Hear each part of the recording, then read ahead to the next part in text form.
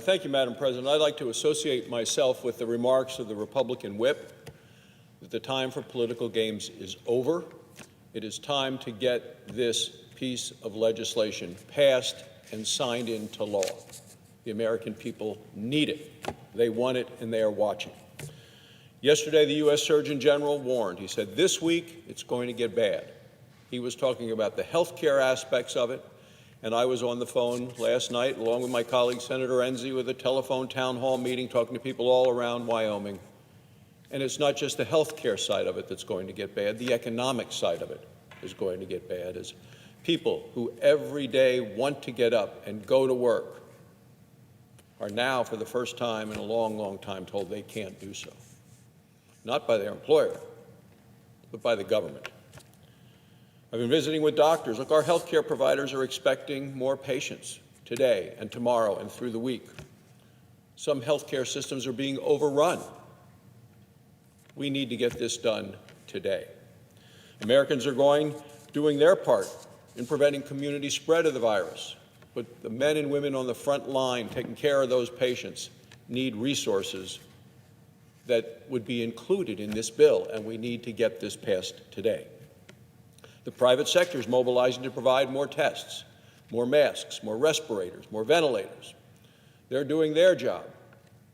This Senate needs to do its job today. The administration has green-lighted scientific breakthroughs and flexibility for our health care systems. The Senate has had a bipartisan process throughout this entire working, as the senator from South Dakota has just outlined, the working groups coming up with bipartisan solutions. And together, we have put together the largest economic and health care rescue package in the history of this country. It's time to pass it today.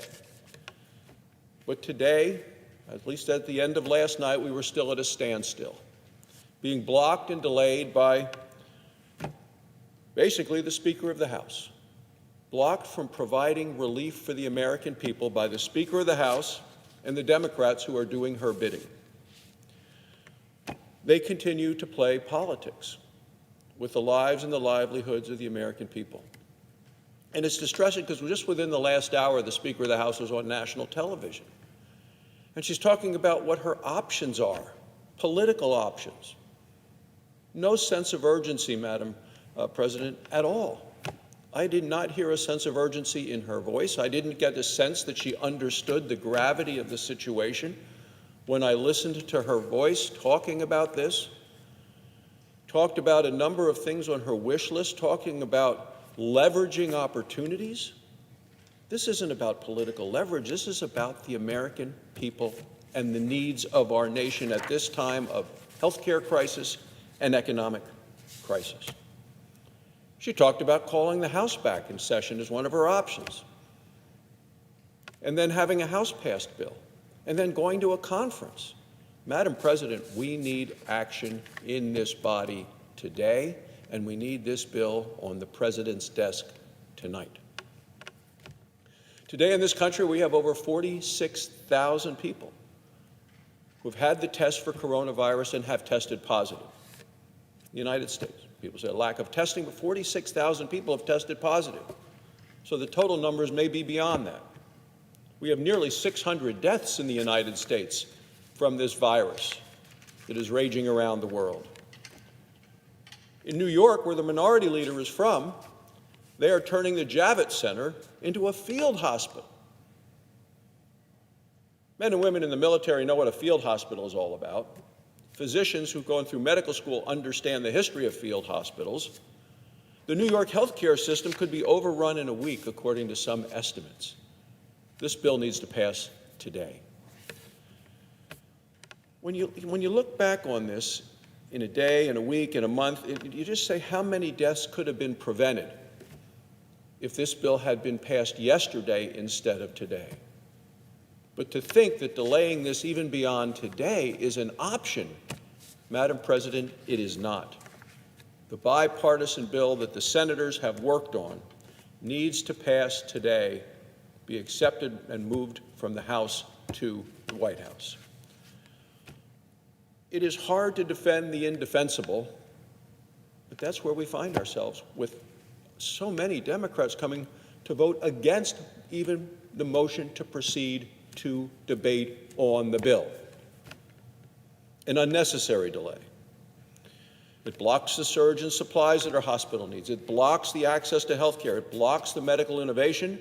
It blocks support for our health care workers. Every one of those no votes was a block to assistance for communities all around the country. The votes to block the motion to proceed delayed over $240 billion in emergency funding. That vote to block the motion to the bill blocked $100 billion for hospitals, $20 billion for veterans' health care, $11 billion for vaccines and therapeutics. The list goes on and on. Why? It seems to me it's because the Speaker of the House has come back here with her own bill that we had on the floor yesterday, having just been made aware of what was in it, and we looked at this wish list. While the American people wait and watch and worry, and it was a liberal wish list. Things that have nothing to do with the disease or the treatment or the recovery of the economy. They blocked the list for their liberal wish list, they blocked the list of things that would help save people's lives. Resources that, as a doctor I know, are needed in a healthcare crisis. Why are they holding this up? We've had a productive bipartisan process to put a bill together that seemed on Saturday night to be right on the way of a successful bipartisan effort. And yet they all voted no,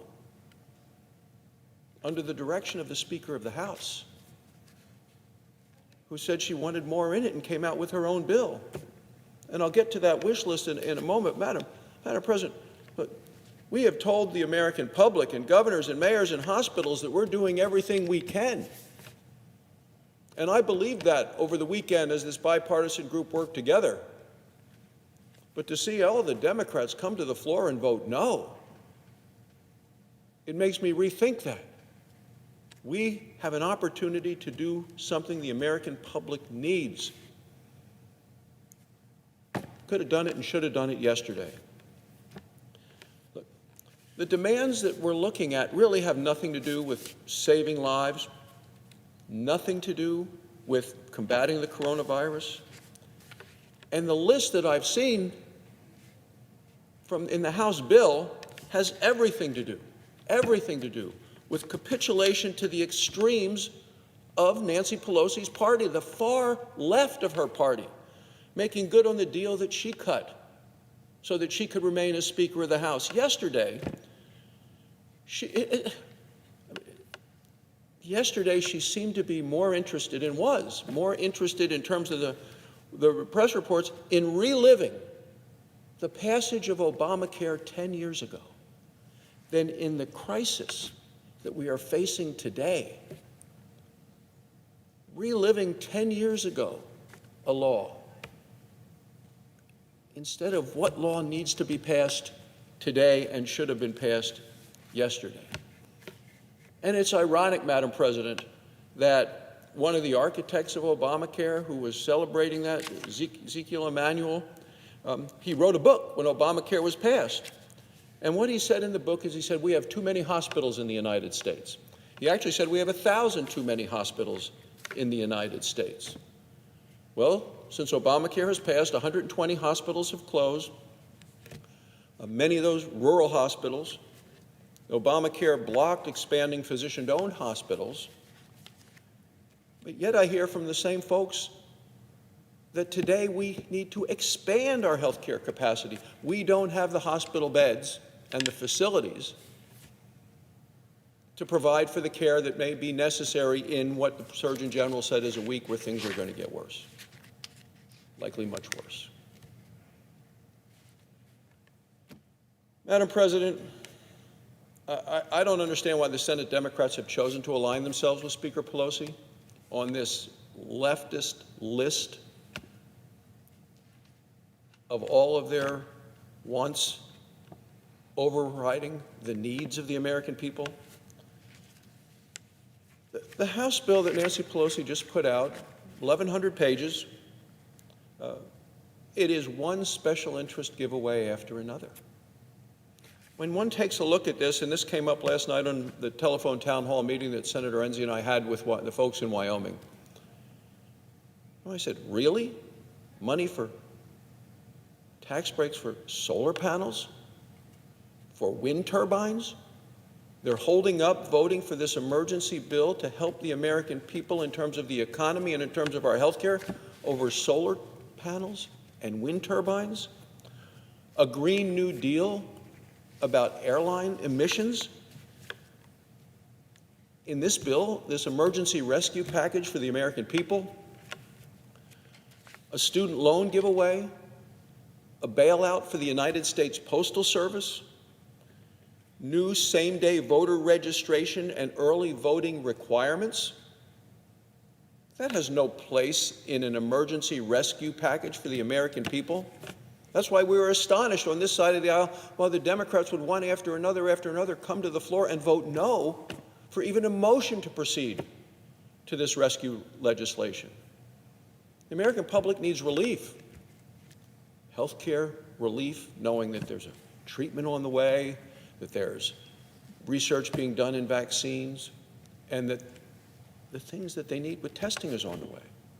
That's what the American people need to know. They need to know that they're not getting if they can't get a paycheck at work because their work has been shut down, whether it's a restaurant, a store, whatever has been shut down, and they can't go to their job, that they need to know that they can pay for food, put food on the table for their family. Instead, what the Speaker is asking for her bill is increasing collective bargaining for big labor, requirements for racial and gender diversity for corporate boards, an automatic extension of non-immigrant visas, money for Planned Parenthood, money, Madam President, money to maintain the Kennedy Center for the Performing Arts, the Kennedy Center. These are all worthy topics to the candidate for discussion, not on this bill, which is a rescue bill for the American public. Let me be clear. This list that came to us from the House is a special interest wish list. It's not a list for people suffering from the coronavirus. This is why we have 150 million American workers watching and waiting and worrying. If somebody thought on the other side of the aisle they could just slip some of these items that the Speaker of the House wants into this Senate bill in an emergency, they're wrong. The President said last night he won't approve such a list. So they're delaying. They seem to be blocking the bill for something that will never become law. Look, we know what's going on here. The media even understands what's going on here well, because one major outlet, CNN, has said the Democrats are engaging in political gamesmanship. Madam President, this is about the future of our country, the future of the people of our country, and yet we're seeing political gamesmanship being played by the other side of the aisle. Look, the American people get it as well. They see through it. And the American people know that valuable days are being lost here. We need to pass this today. No more delays. The bill has been written in a bipartisan way in the Senate. It should pass with overwhelming numbers. I see no reason why we can't vote today. I see no reason to delay.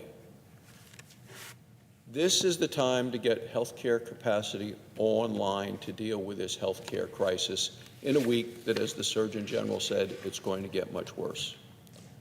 We need today to prepare our hospitals and our health care systems for the surge of patients that is coming. They need to be ready. The men and women who are working in those hospitals, they're ready. They're in the fight of their lives. They're the heroes in the hometowns all across America, because coronavirus is in every state and in many, many communities. So those men and women are there, and they need to hear that the Senate and the House and the President and this nation, the government, is standing behind them. And not standing at a distance, but right there in the fight with them by providing what they need. the testing, the supplies, the equipment, one thing after another, so they can do what they are trained to do, which is save lives, heal the sick, and prevent disease. That's why people go into medicine. That's why they go into the profession. The doctors and the nurses and the therapists and all of those people working there, they go to school to learn to save lives. They go to learn to treat disease and heal the sick and to prevent disease. And Madam President, that's what this coronavirus has put all of them in the position to do their best work. We have to make sure they have everything they need. And for that reason, we need to pass this bill today. There is no reason to delay, no reason to wait another day. The bill provides them what they need and provides the economy the sort of certainty and security that the entire country needs. So, Madam President, I appreciate the opportunity to share these thoughts, and my final message is this bill needs to be passed today. Thank you, Madam President. I yield the floor and suggest the absence of a quorum. Clerk will call the roll. Mr. Alexander.